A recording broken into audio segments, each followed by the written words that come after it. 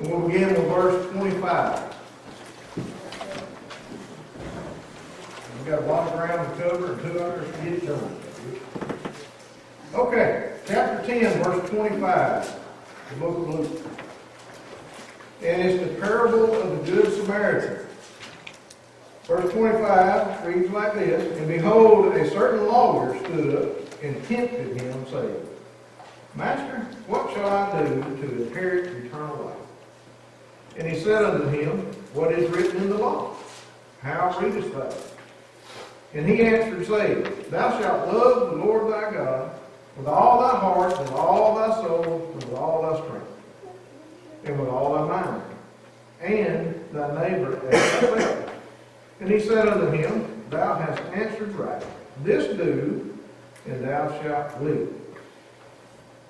But he, willing to justify himself, said unto Jesus, And who is my neighbor?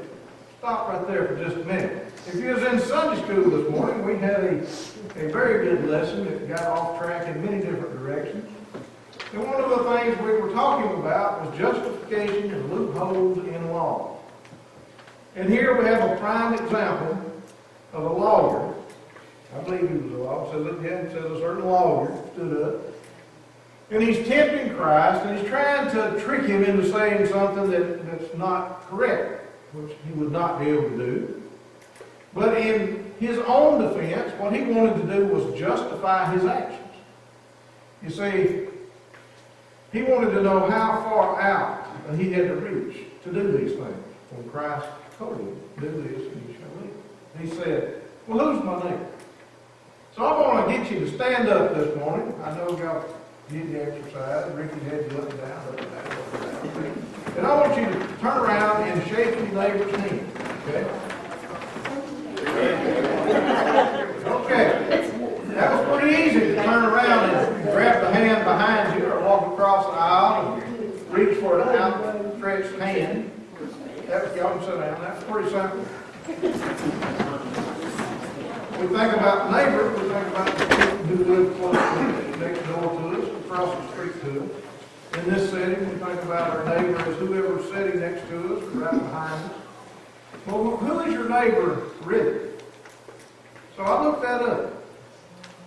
And out of the Baker Bible Encyclopedia, the definition of neighbor, it's got two definitions.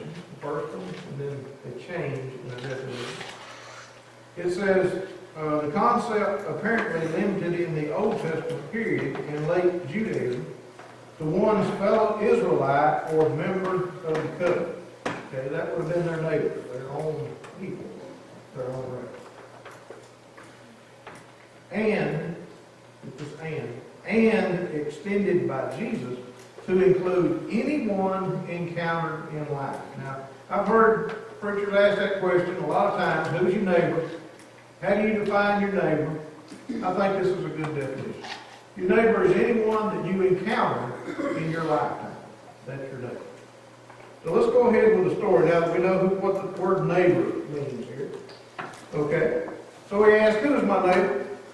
And Jesus answering said, a certain man went down from Jerusalem to Jericho and fell among thieves, which stripped him of his raiment and wounded him and departed, leaving him half dead. Now the road from Jerusalem to Jericho, if I understand correctly, is about 17 miles long. It kind of runs through the desert part of the land, and it was full of thieves. And it was a common thing to be jumped by thieves on this road. So this man was taking a trip. He encountered a bunch of thieves. They took his clothes and wounded him and left him for dead. So he's laid in the road or in the ditch beside the road. If they had ditches, I don't know. But he was in the pathway, in plain sight. He was naked, and he was wounded. The story, and I'm going to read it in its entirety in a minute, but first I just want to kind of cover something here. The parable says that a priest came by and seen him there and went to the other side. It says he passed on the other side. To me, that means he was coming down the path, seen the man, and took away around him, rather than to help him. And then a Levite comes along and does the exact same thing. So, if you stop and ask yourself, why would someone do this? Why would someone see another human being that has been attacked, is naked, and is wounded? Why would they avoid helping their fellow man? So I looked at it. There's a few answers. The number one answer is, maybe they thought the man was dead. And if this priest or this Levi had went over there and touched the dead body, they would have been ritually unclean until they could correct that situation. Ritually unclean. Doesn't matter about man, it's as long as I'm not ritually unclean. The second line of thought is, maybe they knew what the situation was on that road, and they were afraid that they would be attacked themselves and be in the same shape as this man. Be laid in the road, naked, wounded, left for dead. And who would come by and help them? After all, they didn't help the man that they found. It says they passed by on the other way, on the other side. I heard a man make a statement. I've heard it all year long. This man works for me. He's retired this year. He's an older black man. We talk about church and world events quite a bit. And I've heard him say several times this year, and I think this fits the bill right here. And hopefully nobody gets offended. But he said, Carl, he said, some of the worst people I know are the church-going people. And then he backed that up and he said, let me say this. I didn't say the worst people I know were Christian people. He said the worst people I know are church-going people. Now if I look at this Levite and I look at this priest, I see his picture of church-going people. Not willing to lift a finger to help anybody because of their own cleanliness or their own spiritual satisfaction. Now, I hope that we don't have any church-going people in the congregation. If we do, I'd like to see you in the church along with those lost choir members. So you don't fit right into the same category. So let's go on. I'm going to read the whole thing here. It says, and by chance, there came down a certain priest that way, and when he saw him, he passed by on the other side. And likewise, a Levite, when he was at the place, came and looked on him and passed by on the other side. But a certain Samaritan, as he journeyed, came where he was, and when he saw him, he had compassion on him. And he went to him and bound up his wounds, pouring in oil and wine, and set him on his own beast, and brought him to an inn, and took care of him. And on the morrow, when he departed, he took out 2 pence, and gave them to the host, and said unto him, take care of him, and whatsoever thou spendest more, when I come again, I will repay thee. Which now these 3 thinkest thou was neighbor unto him that fell among the thieves? And he said, he that showed mercy on him. Then said Jesus unto him, go and do thou likewise.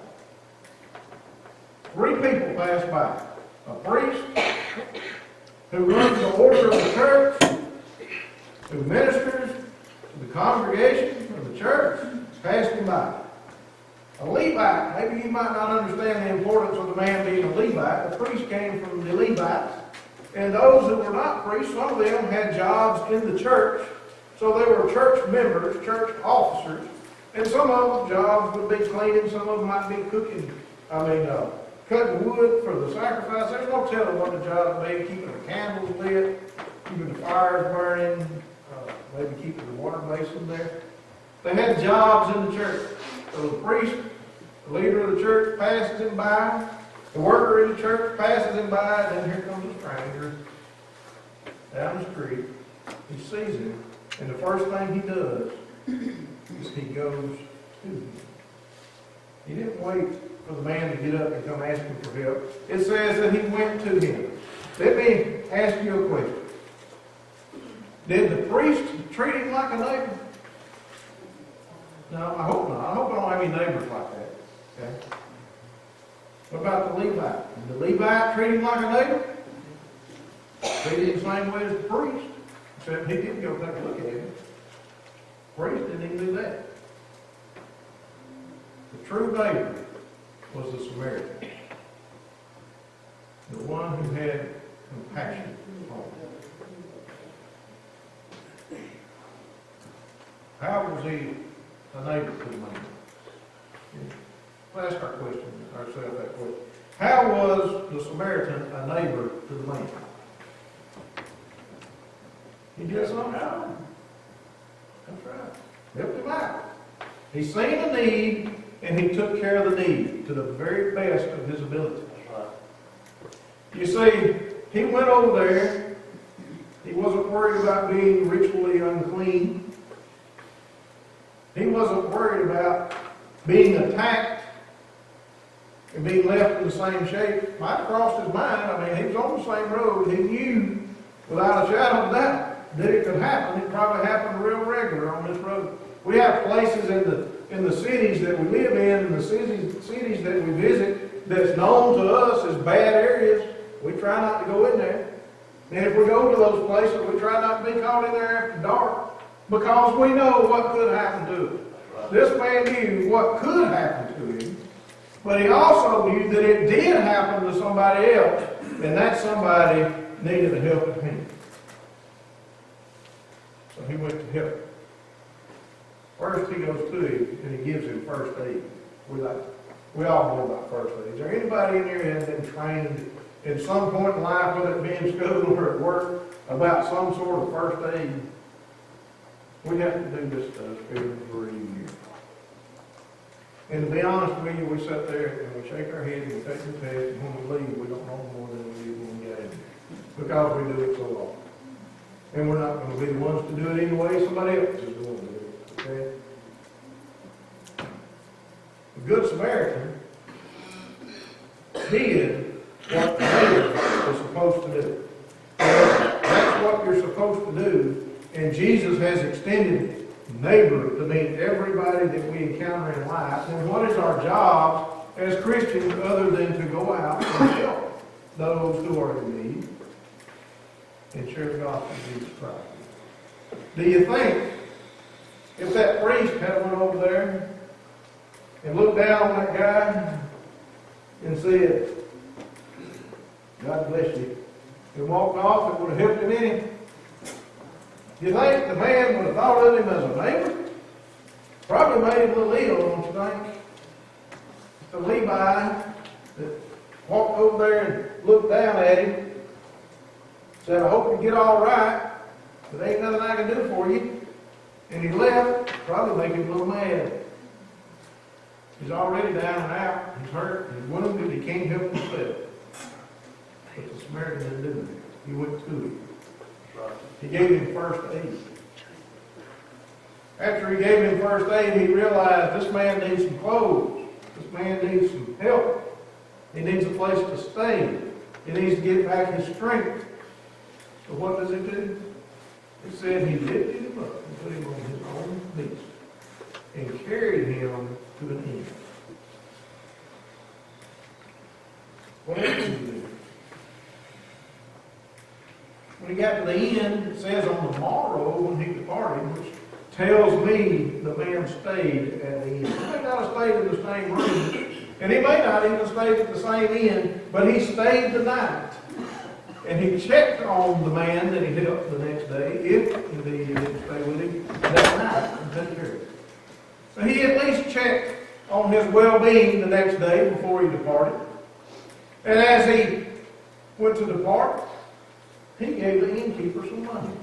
He said, let me pay you what I owe you now. But I want you to continue to take care of the man. And when I come back this way, on my return trip back, whatever it has cost you, I'm going to repay you. Repay. How about that? The Good Samaritan. If you could choose a neighbor in your neighbor in the world today, would you rather have the Good Samaritan, the priest, or the Levite? Who would you rather have? The Good Samaritan. Okay? Who would you rather be? The Good Samaritan. All right? Well, there's a cost to being the Good Samaritan. Okay? Number one, there's certain things that you can't do if you're going to be a Good Samaritan. Now, the Good Samaritan is an example here of a follower of Jesus Christ. One of the things you can't do as a Good Samaritan is you can't form those opinions justly about other people. You see, the Jews didn't have anything to do with the Samaritan. All right? Let's just suppose that the man that was laying there was a Samaritan and they walked by, they wasn't going to help him because they thought they were unclean. They don't have anything to do with it. They thought they were half-breeds.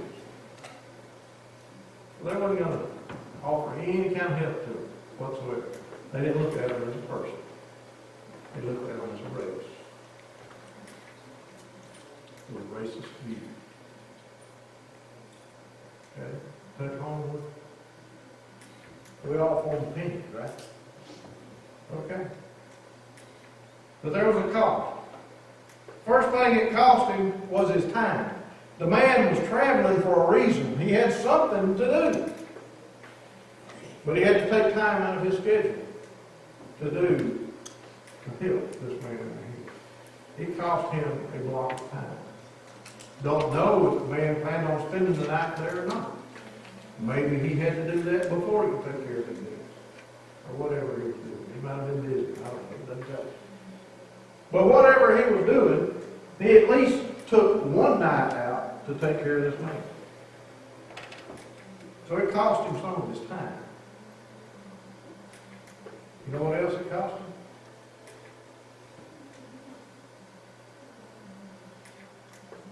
It cost him materials.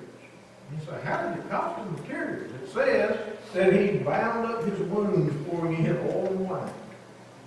That was the things that he needed to carry with him. So he gave of his self, of his needs to the man. It cost him some materials. It cost him the night, again, that he spent at the inn. If he stayed there, it cost him the room for the inn for the man. And if he stayed in a different room, it cost him an inn for his room. So it cost him his money. Something that's dear to everybody's heart, the money. We watch our money, right? We hang on to our money as long as we can. We want to save as much money as we can. There's nothing wrong with that. That's being a good steward of God's resources. The Good Samaritan gave his money, and he was being a good steward of what God had given. It says that he gave him 2 pence. Took them out of his pocket, gave them to the man. 2 pence. Well, I looked at it. If you go, every time that you go into here, you start looking at weights and monies, it just gets all kind of confusing. I don't know how they do what they have, okay? Well, if you look up pence, it takes you to a word called denarius, okay? So, the denarius was a Roman silver coin equivalent to 1 day's wages. So he gave the innkeeper 2 days' wages. Okay? 2 days' wages. How many times have we reached in our pocket and taken out 2 days' wages to help someone in need? without giving it a thought. That's hard to do. You say, well, it takes every day, every wage I make, every day to take care of me. How am I going to reach in my pocket and take care of them? Because God tells us to. And whatever we spend, God will give it back to us one way or another. I'm not telling you to go outside and find someone and give them all your money. That's not what I'm telling you. What I'm telling you is when you see somebody in need, we're supposed to help if we have that ability to help. So it cost him 2 cents. And then it cost him something else.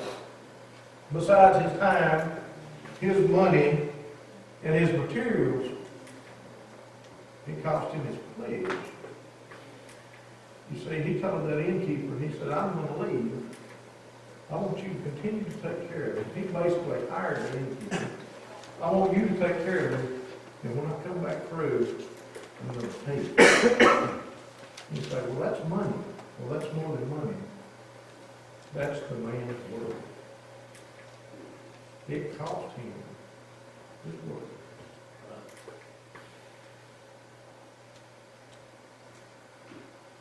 What is the cost of following Jesus Christ? He says, take up your cross and follow me. He says the foxes and the birds have a home. I don't have anywhere to lay my head. There's more to being a neighbor than this.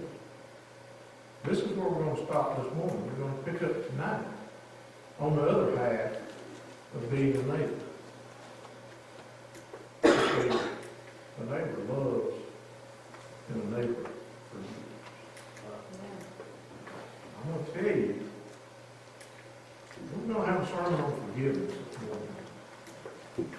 But I met a gentleman yesterday who shared his testimony with me and Dad. And it was amazing what he said. And I asked him to come to the church and speak, and he said he would. He's not a preacher, he's just a man that loves sharing what God has done for him. One of the things that he said, and I'm not going to give you his testimony because he's going to come to me. And you need to hear his entire testimony to understand the statement that I'm supposed to make. He said, I have to take responsibility for the choices I've made, but God has forgiven me for the choices I've made. And now, the hard part is, I have to forgive others for the choices they made. Tonight, we're going to have a sermon on forgiveness. We're going to look into our heart and see where forgiveness is at. Where does that play in to be the example of the Good Samaritan was leading, the example of someone following Christ? You see, they go hand in hand. So what I ask you today, as a good example, did you do what Jesus said to do? You see, the end of the parable, or the end of this event after the parable, is that Jesus asked the lawyer, who was his neighbor? He said, the man that showed mercy. And Jesus says, and I quote, go and do thou likewise. Are you willing to pay the cost? The time, the material, the money, and your word. Are you willing to pay the cost to follow Jesus in the example that he set before?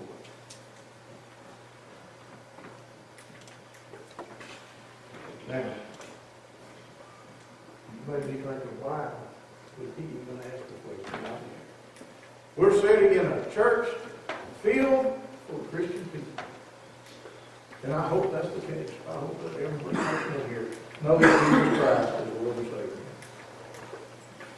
But I hope that this room full of Christian people who know Jesus as Lord and Savior have not let ourselves go to the point where we're a church building people. Let's be live, soul-winning Christians. Believe, faithful to God's word. And share the gospel of Jesus Christ. I met that man yesterday. I shook his hand. He did. Walked over to a table and sat down to start to discuss business. And the first thing that he did was said, I want to share something with you. And told her he didn't know us from Adam's out here. But he wanted to tell us about Jesus Christ. Amen. He's a good Samaritan. He's the example. He's following the example. Jesus Christ is the example. He set it forth in front of us. I'm as guilty as anybody else. Matter of fact, I will go ahead and confess my sins. Standing here, I go to Birmingham all the time. We had this discussion the other day, Brian. And when I get there, I see someone standing with a sign that says hungry. And I get so callous to seeing that, and I make so many judgments about who needs help and who doesn't, that I've been guilty of passing by. And really, all I got to do is stop and talk to them and find out what the real situation is. You can find out. Might put yourself in a little danger, you don't know. And again, you might leave someone to cry. It might make a difference in life. And the price of a meal is a lot less than $2.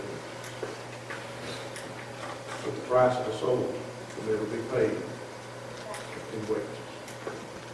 As we stand, as we sing our church. How great is our God. Sing with me, how great.